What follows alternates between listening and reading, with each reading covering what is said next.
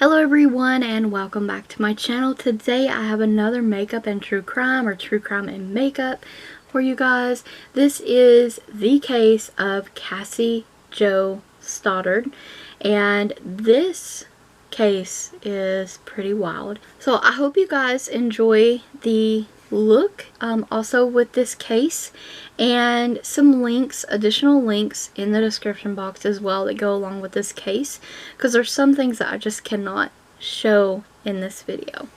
So let's get started. Cassie's story takes place in Pocatello, located in northwestern state of Idaho.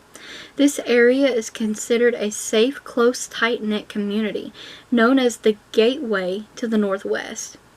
A place where people are happy to call home, at least until 2006. Something horrific would happen.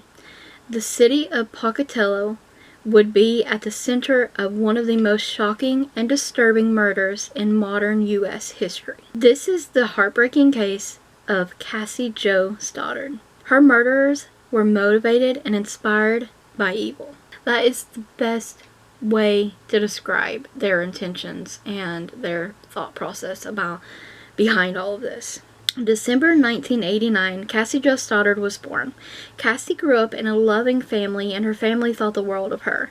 She was on the right path and got straight A's. She had lots of friends. Cassie Jo's aunt and uncle asked her to house sit and watch their house and pets while they were out of town. On the evening of the 22nd of September 2006, while at her aunt and uncle's home on Whispering Cliffs Drive in northwest Bannock County, not sure if I'm saying that correctly, she invited her boyfriend over, Matt Beckham, at around 6 p.m. And later in the evening, her friends from school, Brian Draper and Tori Adam Chick, all came over. She gave everyone a tour of the house and then began watching a movie, and the movie was Kill Bill Volume 2. And about halfway through, Brian and Tori said they were going to go to the cinema. They grew bored. They're going to go watch a movie instead of staying there, and they left. So Cassie and Matt continued to relax, and without warning, the power went out. Unsure what to do, Cassie began to feel uneasy. Before long, the power came back on, and Matt spotted one of the dogs staring down the basement stairs. The dog started to bark and growl, but Matt thought nothing of it. The kids were probably scared, and, I'm not going down to look in the basement. Shortly after the dog incident, Matt rang his mother to ask if he could stay with Cassie that night because she felt unsafe. She was scared. And rightfully so. Matt's mother said no, but that Cassie could come and stay with them. And Cassie declined because she was asked to look after the house by her family. So at around 10:30 p.m., Matt's mother arrived to collect him. And after Matt left, he called Brian and Tori to see if they wanted to meet up, as they said they were going to the cinema. But when they answered the phone, Matt couldn't make out what Tori was saying because he was whispering. So Matt ended up staying at home, and 2 days later, on Sunday, Cassie's family returned home. Cassie Jo's 13-year-old cousin entered the home first and was confronted with a very traumatizing and horrific scene. Cassie Jo was found on the living room floor, and she was stabbed to death in a brutal attack.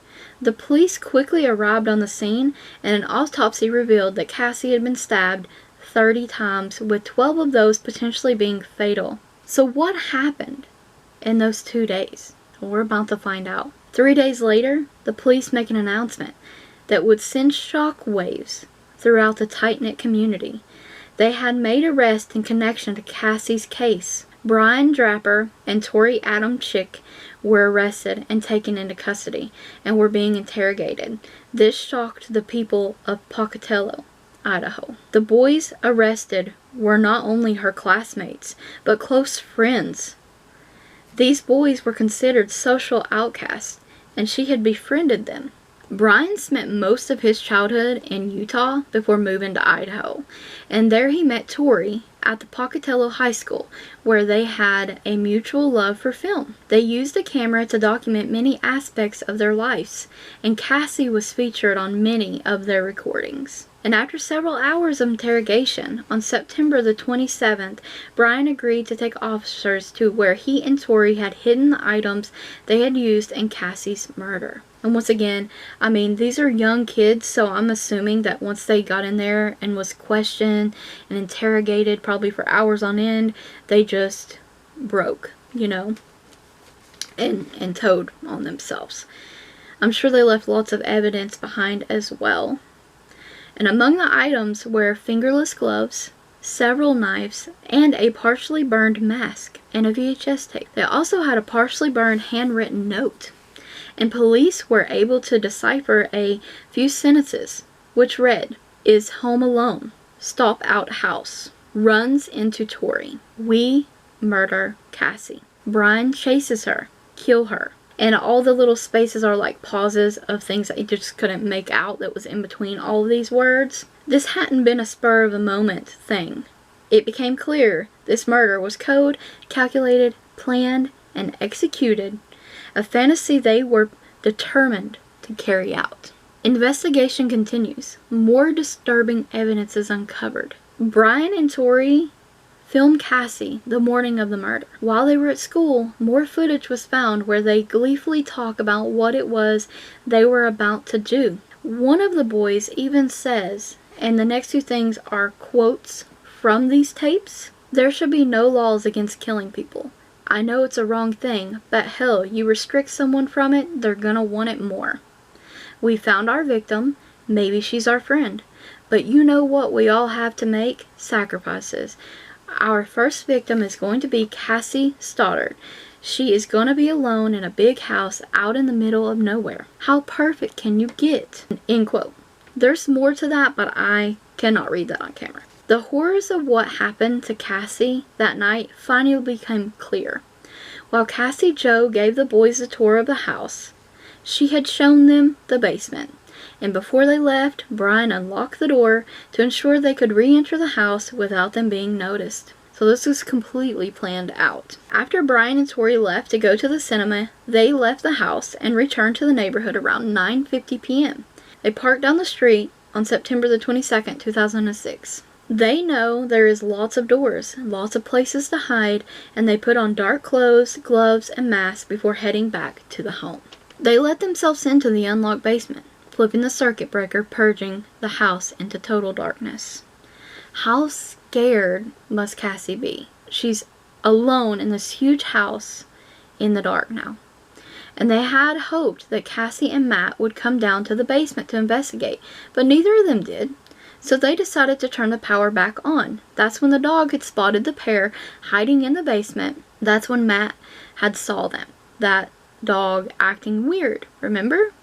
So they were hiding in the basement then. When Matt called Tori, he was whispering because he was in the basement and trying not to be discovered. Ugh, so creepy. And after they were sure Matt was gone, the pair cut the power off again, and Brian then began slamming the door at the top of the stairs. This was meant to scare Cassie as much as possible. They terrorized her before brutally stabbing her to death. The chilling details didn't stop there.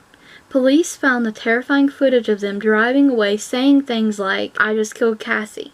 We just left her house. I stabbed her in the throat and saw her lifeless body." Surprisingly, the two 16-year-olds were charged with first-degree murder. Brian initially said while he had been in the room when Cassie was murdered, it was Tori who stabbed her, not him. But later he admitted to stabbing her, but said that it was under Tori's orders.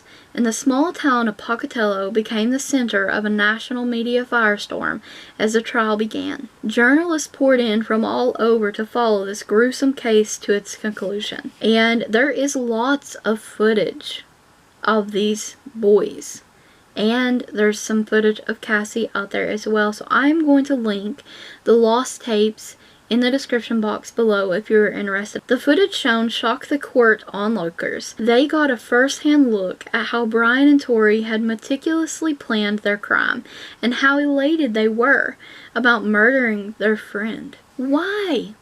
You know? So everyone wants to know why. In all these cases, it's like, why? What was the motive behind this? Brian admitted they were inspired by Eric Harris and Dylan.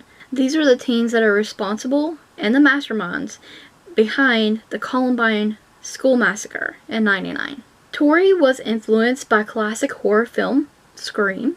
You can definitely see some of the things. They had masks, they used knives, and the way that they went about terrorizing her and stuff, that they were influenced by the movie Scream.